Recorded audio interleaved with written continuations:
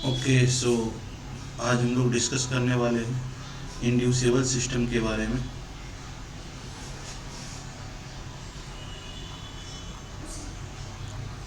System के बारे में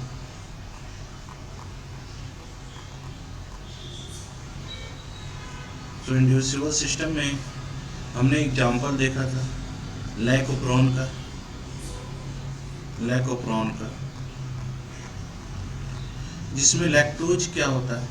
लैक्टोज जो है इंड्यूसर की तरह काम करता है। लैक्टोज जो है ये इंड्यूसर की तरह काम करता है।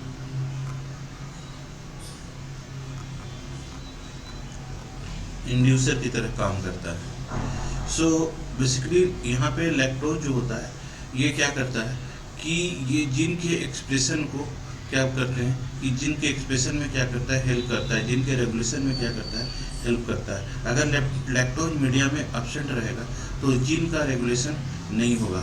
जीन का रेगुलेशन क्या होगा, रुका हुआ रहेगा। तो ये एक तरीके से क्या है कि लैक्टोज जो होता है इंड्यूसिबल ऑपरेशन होता है। और ये लैक ऑपरेशन का जो कंसेप्ट है, अगर हम देखते हैं तो किस में देखते हैं, किस ऑर्गेनिज्म के अंदर देखते हैं तो लैक ऑपरेशन का जो कंसेप्ट है ये जैकब और मोनान ने दिया था। और इसने जीन के रेगुलेशन, बैक्टीरिया के जीन के रेगुलेशन को देखा था। एस्क्लेरिसिया कोलाई बैक्टीरिया के अंदर उन्होंने देखा था। साइंटिस्ट का नाम जो कि इन्होंने डिस्कवर किया था लैक ऑपरेशन मॉडल का, जैकब एंड मोनार्ड। ये साइंटिस्ट थे जिन्होंने लैक ऑपरेशन मॉडल का क्या किया था, डिस्कवर किया था इन 1961 में ई कोलाई एस्क्लेरिसिया कोलाई बैक्टीरिया के। तो जनरली जो लाइजीन का जो रेगुलेशन होता है ये बैक्टीरिया के अंदर, वो होता है बैक्टीरिया साइटोप्लाज्म में। तो इसका जो लोकेशन होता है, जीन के रेगुलेशन का जो लोकेशन होता है ये कहाँ होता है, तो ये होता है बैक्टीरियल साइटोप्लाज्म में, प्लाज्म के रीजन में। सो अब हम लोग चलते हैं कि इसके मैकेनिज्म पे ध्यान देते हैं, तो एक एक करके सब डिस्कस करते चलते हैं। तो सबसे पहले हम बनाते हैं डीएनए स्ट्रैंड का स्ट्रक्चर डायग्राम। तो ये डबल स्टैंडर्ड डीएनए है। ये डबल स्टैंडर्ड डीएनए का स्ट्रक्चर है। अब ये डबल स्टैंडर्ड डीएनए में क्या है कि ये जो सीक्वेंस है, ये जो रीजन है, ये रीजन को बोलते हैं, इस रीजन को बोलते हैं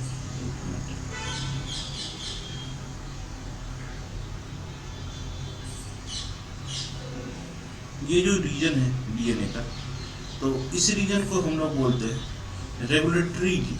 यहाँ पे ये इनकोड करता है रेगुलेटरी जीन को, जिसको इनकोड किया जाता है आरजी से।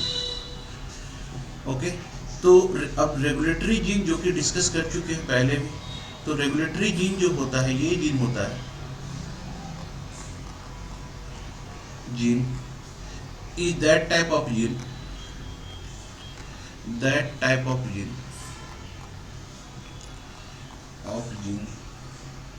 that control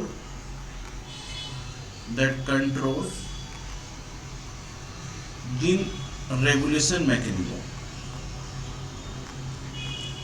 ये जीन जो होता है ये जीन के रेगुलेशन मैकेनिज्म को एक तरीके से कंट्रोल करता है। ये स्ट्रक्चरल जीन के एक्सप्रेशन को एक तरीके से बोले तो कंट्रोल करता है।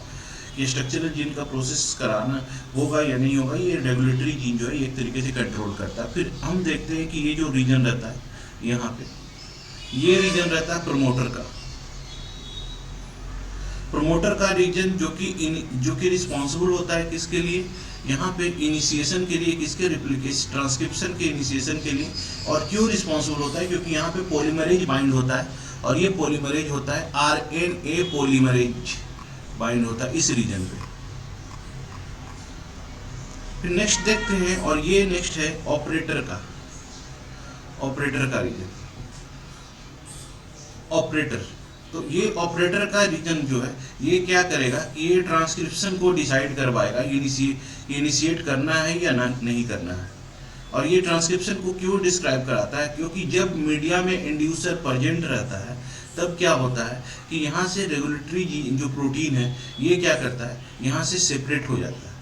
क्योंकि रेगुलेटरी जीन जो है ये क्या करता है, जीन के रेगुलेशन को, मैकेनिज्म को मेंटेन करता है। ये कैसे मेंटेन करता है, तो ये बनाता है रेगुलेटरी प्रोटीन को, और ये रेगुलेटरी प्रोटीन जो होता है ये एक तरीके से क्या होता है, इनहिबिटरी प्रोटीन की तरह काम करता है। क्योंकि ये इनहिबिटरी प्रोटीन की तरह इसलिए काम करता है रेगुलेटरी प्रोटीन, क्योंकि ये जाके बाइंड होता है ऑपरेटर के साइड पे, और ये जैसे ही ऑपरेटर के साइड पे बाइंड होता है ये क्या करता है कि जो ट्रांसक्रिप्शन का जो पाथवे है, इनिशिएशन पाथवे है, उसको ब्लॉक कर देता है। और जैसे ही ट्रांसक्रिप्शन का इनिशिएशन पाथवे ब्लॉक होगा तो क्या होगा कि आरएनए, ये डीएनए का ट्रांसक्रिप्शन नहीं होगा, तो आरएनए का प्रोसेस नहीं होगा। क्योंकि तब अब उस समय क्या होता है कि स्ट्रक्चरल जीन का एक्सप्रेशन नहीं होता है, एक्सप्रेशन नहीं होगा और रेगुलेशन भी नहीं होगा।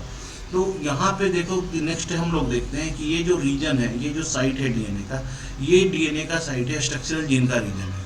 तो यहाँ पे देखते हैं ये जेड होता है, लैक जेड, लैक बाई और लैक ए।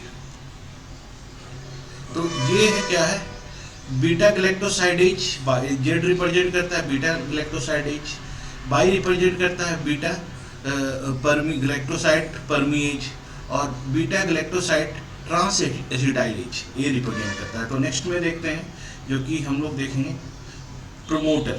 प्रोमोटर को देखेंगे, प्रोमोटर को पिछले वीडियो में डिस्कस कर चुके हैं, ऑपरेटर को भी डिस्कस कर चुके हैं और एक ओवरव्यू बता चुके हैं। तो यहाँ पे स्ट्रक्चरल जीन के बारे में डिस्कस करते हैं। तो यहाँ पे लैक जेड, ये लैक जेड जीन है, और ये लैक जेड जीन क्या करता है, इट इनकोड करता है,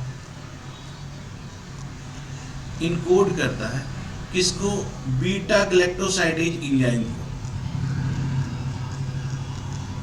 बीटा गैलेक्टोसाइडेज एंजाइम को ये क्या करता है, इनकोड करता है।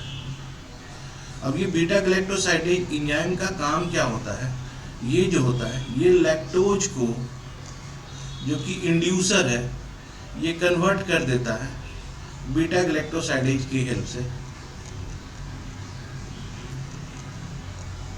इंड्यूसर जो है कन्वर्ट कर देता है बीटा गैलेक्टोसाइडेज की हेल्प से, ये कन्वर्ट कर देता है ग्लूकोज प्लस गैलेक्टोज में। ये ग्लूकोज और गैलेक्टोज एक्चुअली में ये डाइसेक्राइड है, और ये दोनों जो है ये मोनोसेक्राइड फॉर्म है। तो लैक्टोज एक तरीके से डाइसेक्राइड है जिसको तोड़ देता है बीटा गैलेक्टोसाइडेज। दूसरा हम लोग देखते हैं लैक बाई, ये जीन ये इनकोड करता है, ये जीन इनकोड करता है एंजाइम को, और इस एंजाइम का नाम क्या है, बीटा गैलेक्टोसाइडेज गैलेक्टोसाइड परमीएज। ये परमीएज एंजाइम है। अब परमीएज एंजाइम का बेसिक फंक्शन क्या होता है, ये मेम्ब्रेन की परमेबिलिटी को बढ़ा देता है, इंक्रीज परमेबिलिटी ऑफ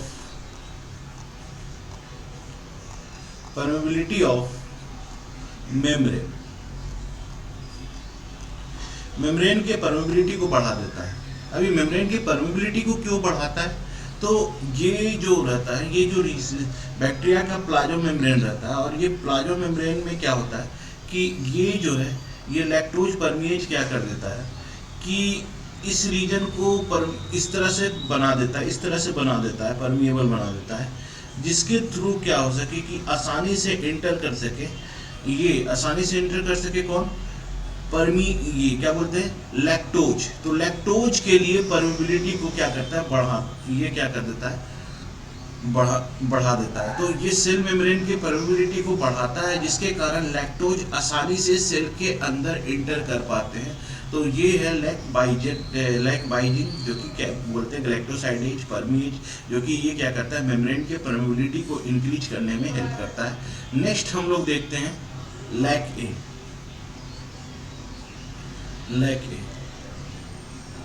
लैक्टोज ए ये रिप्रेजेंट करता है इट इनकोड एंजाइम, ये जीन है, और ये किस तरह का जीन है, ये स्ट्रक्चरल जीन है, और ये इनकोड कर रहा है एंजाइम को, एंजाइम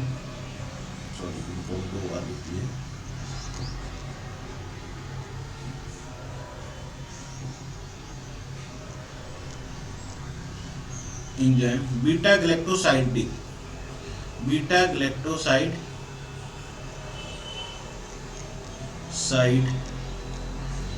ट्रांसएसिटाइलेज।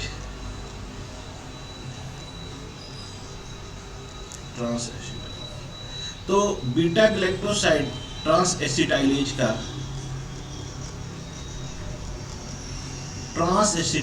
का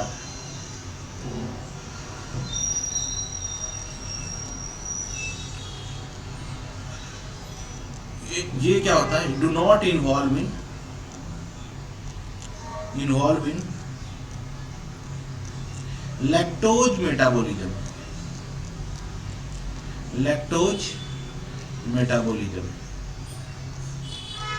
ये लैक्टोज कोई मेटाबॉलिज्म में इन्वॉल्व नहीं होता है। ये क्या करता है, it involve in detoxification of toxification of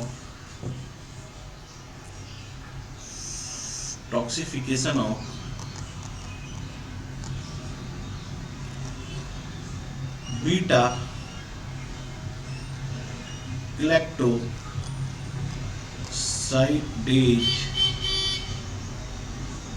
by transferring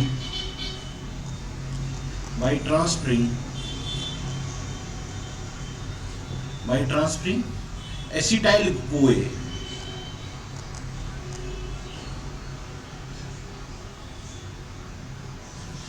acetyl CoA को ट्रांसफर करके ये क्या करता है, बीटा ग्लैक्टोसाइडेज को डिटॉक्सिफिकेशन में हेल्प करता है, लेकिन इसका लैक्टोज मेटाबॉलिज्म में कोई भी इन्वॉल्वमेंट नहीं होता है।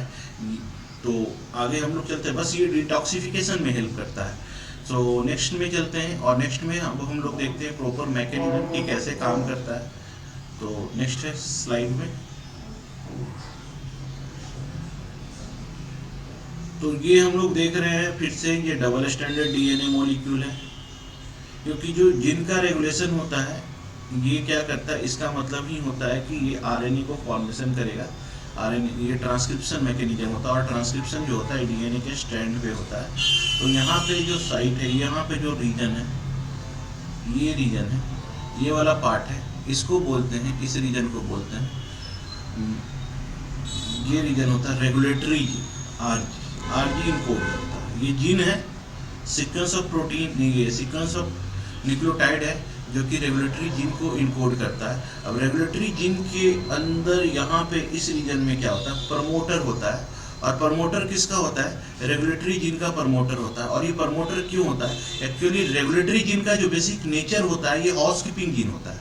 और हाउसकीपिंग जीन का मतलब क्या होता है, ये जीन जो कि ऑलवेज एक्टिव रहता है।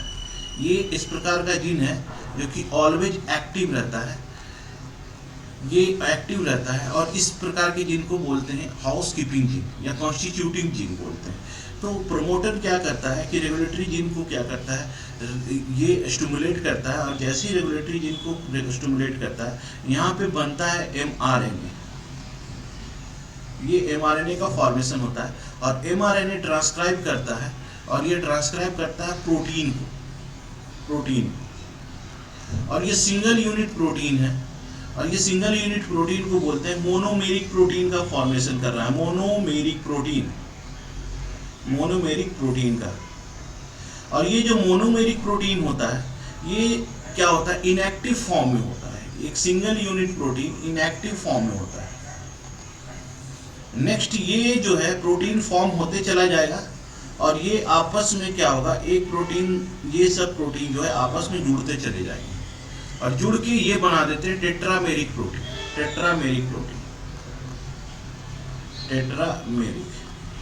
टेट्रामेरिक जो होता है, ये एक्टिव फॉर्म होता है, प्रोटीन का एक्टिव फॉर्म होता है। अब यहाँ पे क्या होता है, इस रीजन में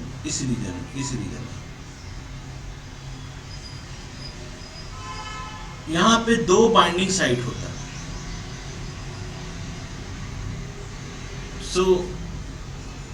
एक तो रेगुलेटरी बाइंडिंग साइट होता है, एक तो सबस्ट्रेट बाइंडिंग साइट होता है। तो ये जो प्रोटीन है, ये कैसा नेचर शो कर रहा है, एलोस्टेरिक की तरह नेचर शो कर रहा है, क्योंकि एक से ज़्यादा बाइंडिंग साइट जिस एंजाइम के पास होता है, उसको बोलते हैं एलोस्टेरिक। तो ये प्रोटीन जो है ये एक्टिव फॉर्म है और ये एंजाइमेटिक रोल प्ले कर रहा है। अब इसी एलोस्टेरिक नेचर शो करता है और इसी प्रोटीन को बोलते हैं, ये टेट्रामेरिक प्रोटीन जो टेट्रामेरिक नेचर का प्रोटीन है, इसी को बोलते हैं इनहिबिटरी प्रोटीन। ये एक तरीके से रेगुलेटरी प्रोटीन हो और ये रेगुलेटरी प्रोटीन को ही बोला जाता है इनहिबिटरी प्रोटीन। अब यहाँ पे हम लोग देखते हैं कि इस रीजन में, ये रीजन जो है, इस रीजन में प्रमोटर का रीजन है। प्रमोटर का रीजन जहाँ पे, वो रीजन जहाँ पे क्या होता है कि आरएनए का साइट, आरएनए पॉलीमरेज बाइंड होता है। ये एंजाइम है जो कि क्या करता है, ट्रांसक्रिप्शन प्रोसेस को क्या करता है, ट्रांसक्रिप्शन के प्रोसेस को करवाता है आरएनए पॉलीमरेज एंजाइम। बेसिकली ये न्यूक्लियोटाइड को ऐड करवाते चला जाता है, जिससे क्या होता है, सिंगल आरएनए का सीक्वेंस बनाते चला जाता है। तो ये इनिशिएट कराने में हेल्प करता है, ये जाके बाइंड होता है प्रमोटर के साइट पे। नेक्स्ट हम लोग देखते हैं कि यहाँ पे ऑपरेटर का साइट है, ये ऑपरेटर का साइट है। अब देखते हैं कि अगर मीडिया में इंड्यूसर एब्सेंट है, कंडीशन क्या होता है कि if inducer absent in media, if inducer absent होता है, मतलब कि एब्सेंट रहता है, एक तरीके से बोले तो लैक्टोज एब्सेंट। और जैसे इंड्यूसर एब्सेंट होता है मीडिया में, इस रीजन में जाके बाइंड हो जाता है क्या, एलोस्टेरिक प्रोटीन। एलोस्टेरिक प्रोटीन जाके बाइंड हो जाता है और जैसे ही एलोस्टेरिक प्रोटीन जाके बाइंड होता है, इसके पाथवे को क्या कर देता है, ये ब्लॉक कर देता है, ये ब्लॉक कर देता है ताकि जीन का रेगुलेशन ना हो। तो इसने क्या किया, ऑपरेटर के साइट पे जाके रेगुलेटरी प्रोटीन जो है ये ऑपरेटर के साइट पे जाके बाइंड हो गया। ये क्या किया, इनहिबिटरी प्रोटीन, इसको इनहिबिटरी प्रोटीन भी बोलते हैं, रेगुलेटरी प्रोटीन को। Bind at site of, at the site of operator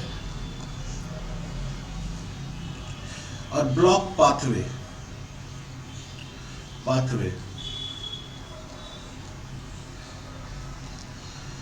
of transcription.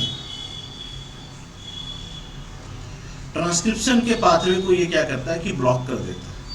और जैसे ही ट्रांसक्रिप्शन का पाथवे ब्लॉक होता है, ये आगे क्या होता है, ये जो रीजन है ये क्या होता है, इस रीजन में जेड जीन रहता है, वाई जीन रहता है और ए जीन रहता है। ये स्ट्रक्चरल जीन है, ये बेसिकली क्या है, स्ट्रक्चरल जीन, स्ट्रक्चरल जीन है। ट्रांसक्रिप्शन का डायरेक्शन इस डायरेक्शन होगा, लेकिन अभी क्या होगा कि ये जीन का रेगुलेशन नहीं होगा, नो ट्रांसक्रिप्शन।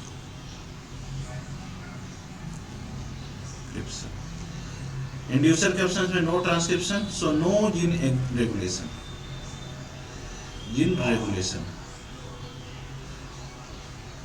सो जीन का रेगुलेशन नहीं होगा, ट्रांसक्रिप्शन नहीं होगा, और जब ट्रांसक्रिप्शन नहीं होगा, जीन का रेगुलेशन नहीं होगा, तो कोई भी एमआरएनए बनेगा नहीं। सो ये एक तरीके से क्या होता है कि जब मीडिया में इंड्यूसर क्या होता है कि एब्सेंट रहता है, तो इंड्यूसर एब्सेंट होने के कारण क्या हो रहा है कि यहाँ पे जो इनहिबिटरी प्रोटीन है ये जाके क्या हो रहा है कि ऑपरेटर के साइड पे बाइंड हो रहा है और ऑपरेटर के पाथ को बाइंड करके इसके पाथ को क्या करता है, ब्लॉक कर देता है। और ब्लॉक जैसे ही इसके पाथवे को ब्लॉक कर देता है, ये क्या करता है, प्रमोटर के साइड पे जो आरएनए पॉलीमरेज होता है उसको आगे बढ़ने नहीं देता है, जिसके कारण ट्रांसक्रिप्शन इनिशिएट नहीं करता है। और ट्रांसक्रिप्शन इनिशिएट नहीं करेगा तो स्ट्रक्चरल जीन में क्या होगा कि इसमें रेगुलेशन नहीं होगा, और ये रेगुलेशन नहीं होगा तो ये एमआरएनए को इनकोड नहीं करेगा, और एमआरएनए जो है ये डीआरएबल प्रोटीन को इनकोड नहीं करेगा। तो ये जो है एक तरीके से क्या करता है, पाथवे को ब्लॉक कर देता है। तो ये देखिए कि जब इंड्यूस मीडिया में लैक्टोज एब्सेंट होता है तो इसके कारण ये कंडीशन जनरेट होता है। तो अब हम लोग देखते हैं नेक्स्ट कंडीशन, जब मीडिया में लैक्टोज प्रेजेंट है। When lactose present in media, lactose present in media, जब मीडिया में लैक्टोज प्रेजेंट होता है तो क्या होता है, फिर से हम लोग देखते हैं, ये डबल स्टैंडर्ड डीएनए मॉलिक्यूल है। डीएनए का ये जो रीजन है इसको बोलते हैं रेगुलेटरी जीन को इनकोड करता है, और ये क्या होता है, प्रमोटर होता है जो कि रेगुलेटरी जीन को इनकोड करता है। अब ये वाला जो रीजन होता है इसको बोलते हैं प्रमोटर रीजन, जहाँ पे एमआरएनए बाइंड होता है, आरएनए पॉलीमरेज बाइंड होता है। अब ये आरएनए पॉलीमरेज, अब ये जो रीजन होता है ऑपरेटर होता है। यहाँ पे स्ट्रक्चरल जीन रहते हैं ZYA, ये स्ट्रक्चरल जीन है तीनों। तो यहाँ पे हमने देखा था कि ये जो पाथवे है यहाँ पे, ये जो है यहाँ पे ब्लॉक किए हुए है, कौन, तो इनहिबिटरी प्रोटीन ये ब्लॉक किए हुए है, जिसका नेचर कैसा है, एलोस्टेरिक नेचर। अब जैसे ही मीडिया में लैक्टोज आता है, लैक्टोज जैसे ही मीडिया में आता है तो क्या होता है कि कुछ small amount of beta galactosidase जो जीन रहता है, एंजाइम रहता है, बीटा गैलेक्टोसाइडेज एंजाइम रहता है, वो क्या होता है कि ये लैक्टोज को कन्वर्ट कर देता है एलोलैक्टोज में,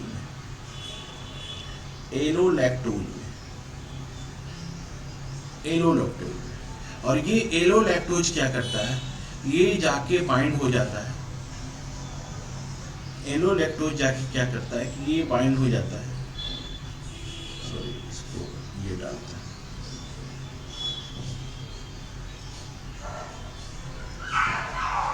ये एलोलैक्टोज है। एलोलैक्टोज जैसे ही जाके बाइंड हो जाता है इस रीजन में, ये वाला पार्ट क्या है, एलोलैक्टोज।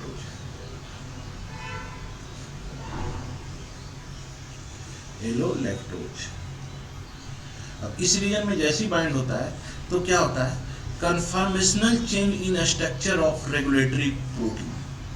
क्या होता है, when allolactose bind with regulatory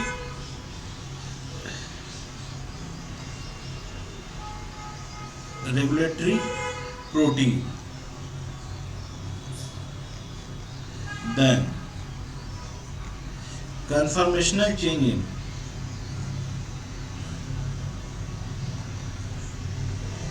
in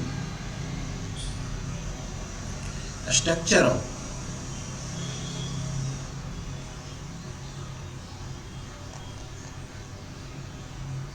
regulatory protein,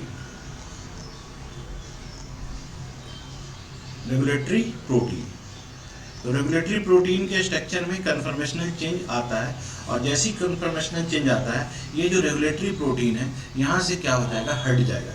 तो देखते हैं नेक्स्ट में,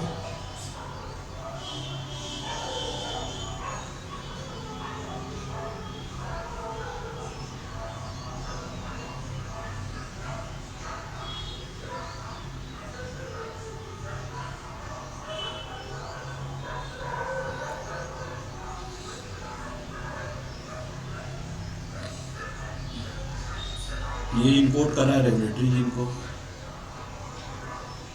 ये इनकोड कर रहा है प्रमोटर को, ये इनकोड कर रहा है ऑपरेटर रीजन को, ये इनकोड कर रहा है स्ट्रक्चरल जीन को।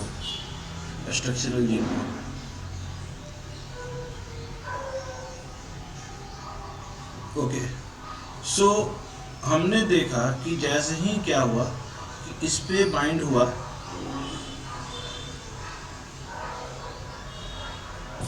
इसके पास दो साइट होता है, बाइंडिंग साइट होता है, एक ये होता है और ये एक्टिव, एक रेगुलेटरी साइट होता है, एक एक्टिव साइट होता है। तो यहाँ पे जैसे ही बाइंड हुआ,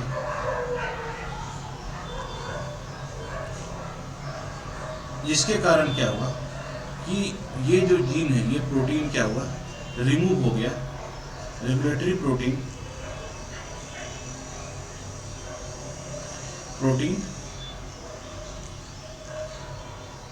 remove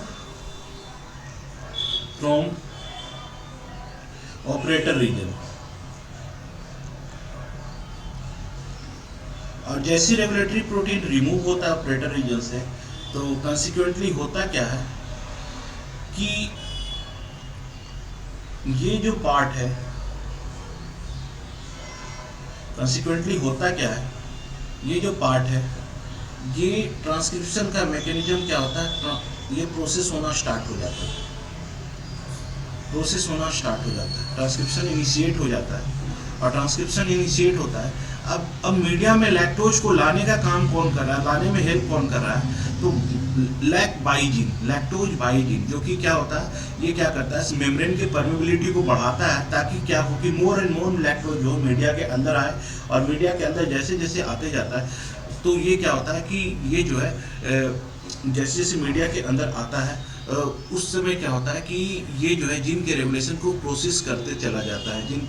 तो अब क्वेश्चन ये उठता है कि जब इंड्यूसर अब्सेंट रहता है, उस समय तो लैक बाई जीन ये क्या होता है, ये तो इनएक्टिव रहता है, लैक जेड जीन ये तो इनएक्टिव रहता है। तो जब इंड्यूसर प्रेजेंट था मीडिया में, तो कुछ amount of lac Y gene और लैक जेड जीन जो था वो प्रेजेंट था, वही काम करता है, और वही क्या करता है कि इसके फंक्शन को प्रमोट करवाता है। ओके, सो ये जब जैसे प्रोसेस होता है, तो यहाँ पे ट्रांसक्रिप्शन का प्रोसेस होता है, तो ये mRNA का फॉर्मेशन होता है, mRNA का फॉर्मेशन होता है, जिनका ट्रांसक्राइब होता है, और ये mRNA फर्दर क्या करेगा, पॉलीपेप्टाइड का बनाएगा, पॉलीपेप्टाइड क्या करता है, ये आगे जाके प्रोटीन बनाता है,